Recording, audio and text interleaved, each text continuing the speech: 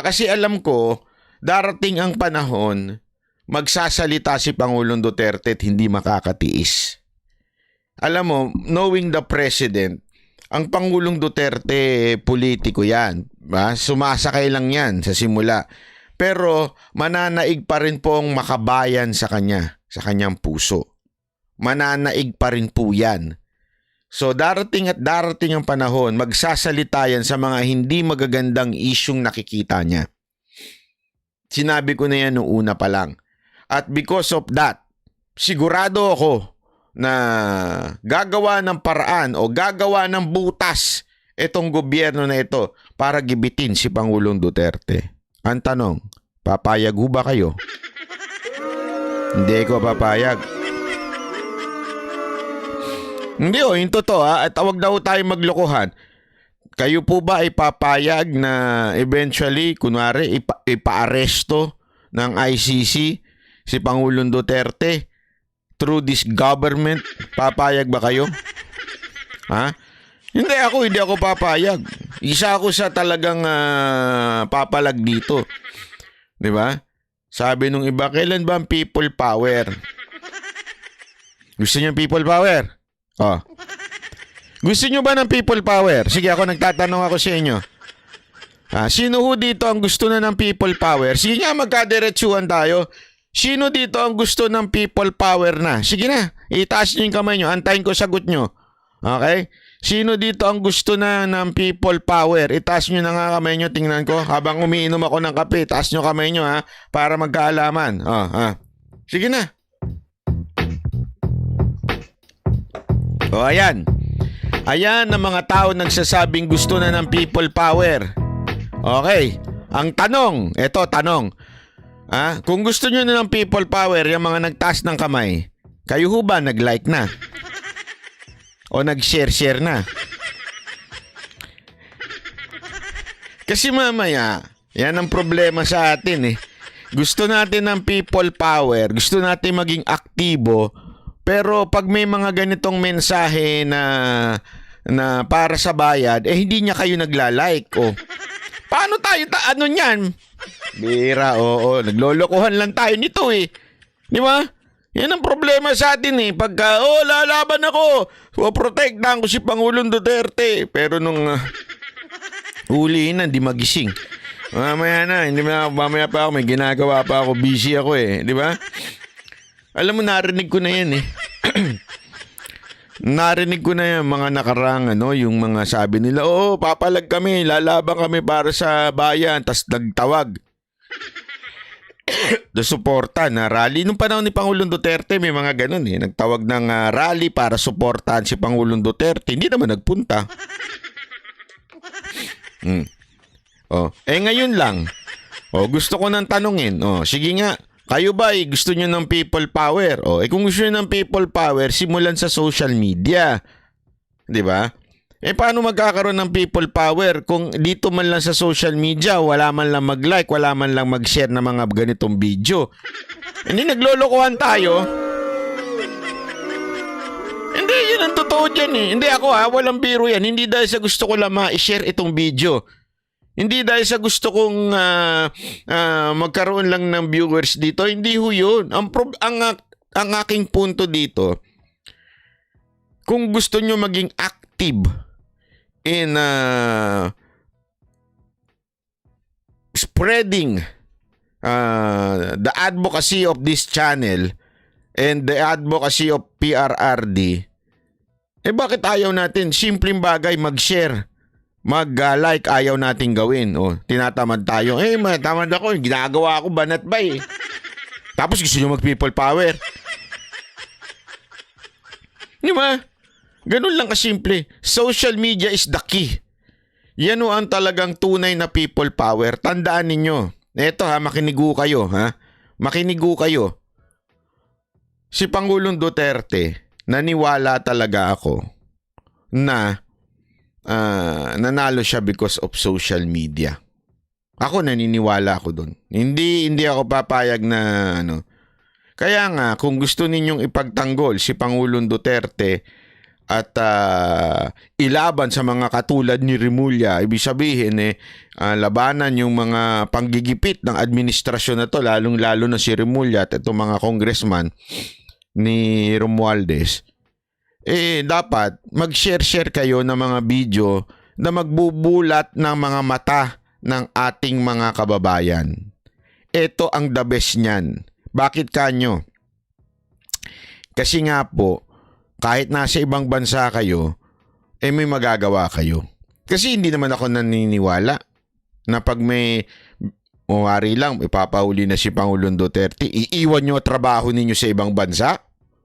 Tapos pupunta kayo ng Pilipinas, haharang kayo? Hindi ako maniniwala dyan. So bilang mga kababayan natin naninirahan sa ibang bayan, gawin nyo na sa social media. Yan ang inyong magiging matinding suporta. Ang pag-share sa social media. Di ba ho?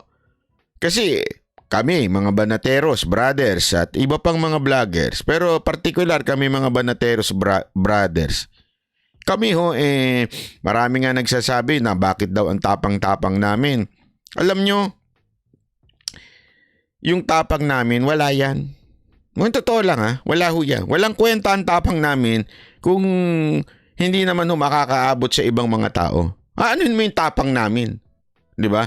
Tapos di naman napapakinggan at napapanood ng mga ibang kababayan natin. Ano sense nun? Yung tapang na yun, baliwala yun. Kailangan yung tapang namin samahan ninyo ng tapang. Kasi ang social media, hindi ho yan yung parang telebisyon. Ang telebisyon, pag binuksan mo TV, kung ano yung nandun sa channel na yun na mapapanood mo at iilan lang yun. Diba? Sa Pilipinas, dati nga, 3 lang ang talaga matindi dyan isipin nyo to sa telebisyon, 3 lang talaga matindi dyan. Nawala pa isa, so 2 na lang ang talagang matindi ngayon. Diba? Sa social media, napakarami. So, kailangan intentional ang pagpapakalat ng balita sa social media. Magagawa lang po yan through sharing, di ba? Sending the videos, liking. Kasi pag nila-like nyo, hindi ho, yan ho ay lalabas. Ibig sabihin po niyan, lalabas po yung algorithm. Makikita ho nila yung channel ng Banat Bay at mga videos natin sa mga kaibigan ninyo. I-recommend ika nga. So, importante yun. Kaya kayo kinukulit ng mga moderator dito.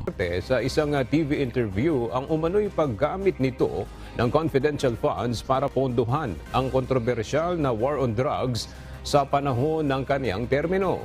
Pero ayon kay Justice Secretary Boying Remulla, kinakailangan pang pag-aralan ang legalidad at jurisdiksyon ng ICC na mag-imbestiga sa Pilipinas. Taong 2018 pa. Ayun, sabi nito, sabi niya, anong pwedeng gawin naming mga wala sa Pilipinas? Yun na nga simple lang ho. Social media, support.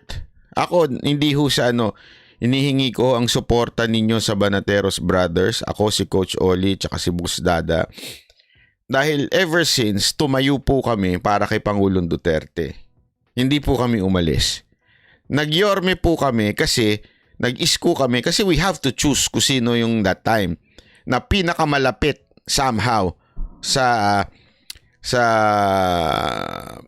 leadership ni Pangulong Duterte. As a matter of fact, ito lang ang sinabi ko, di ba? Paulit-ulit ko na sinabi sa inyo yan. Ako, humingi ako ng advice nun kay Pangulong Duterte. Maniwala ho kayo sa akin. Hindi ho nagbigay ng sagot, direktang nagsagot si Pangulong Duterte sa akin. Hindi ho siya dumirekta na sagot.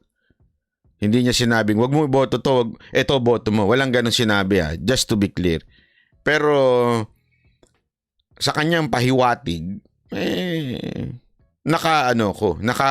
nakabuo ako ng pag-iisip na ito ang pinakamalapit si Isko nun. Pero hindi kami umalis.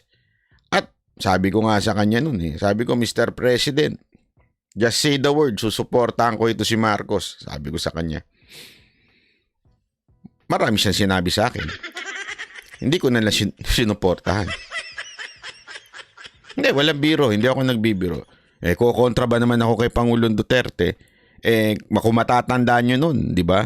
Yan yung mga panahon na malapit na yung kampanya, yung filing ng candidacy, madalas akong nagpupunta doon. O, di ba? Kasi nga po, gusto kong makasiguro kung sino talaga. Kasi siyempre, pagkakatiwalaan ko yung intelligence o yung mga alam ni Pangulong Duterte na hindi alam ng mga mamamayang Pilipino. 'Di ba? Siyempre mas may tiwala ako sa kanya. Ang dami niya kinuwento. Gulat ako. Hindi, walang biro. Nagulat talaga. I don't have the authority to say it here. Pero nagulat ako. Yun lang masasabi ko. Kaya ako pinili Cisco. Sabi tuloy ni Jane, sino nag-utos kay Remulla? Ako, maaaring ano yan. Ako sa tingin ko, as of now, ano niya yan. Ayoko naman kasi magbintang na utos ni Ma'am si utos ni Marcos. Hindi, ako I don't think so. As of now as of now. Feeling ko talagang pikon lang ho si Remulla. Madali ho kasi mapikon yan eh. Knowing him through other people, pikon daw ho talaga yon. Pag nakantil mo, dumadaldal. Yung sumasatsat, biglang lalabas sa television, magpe-press con, ganun daw yun. So feeling ko talaga, napikon lang siya doon sa ginawa ni Pangulong Duterte pagtatanggol sa freedom of speech ng mga vloggers. Ayoko nga sabihin pagtatanggol lang ng banateros. Hindi, ng buong mga freedom of speech per se. Yun na ho ang pinagtanggol ni Pangulong Duterte.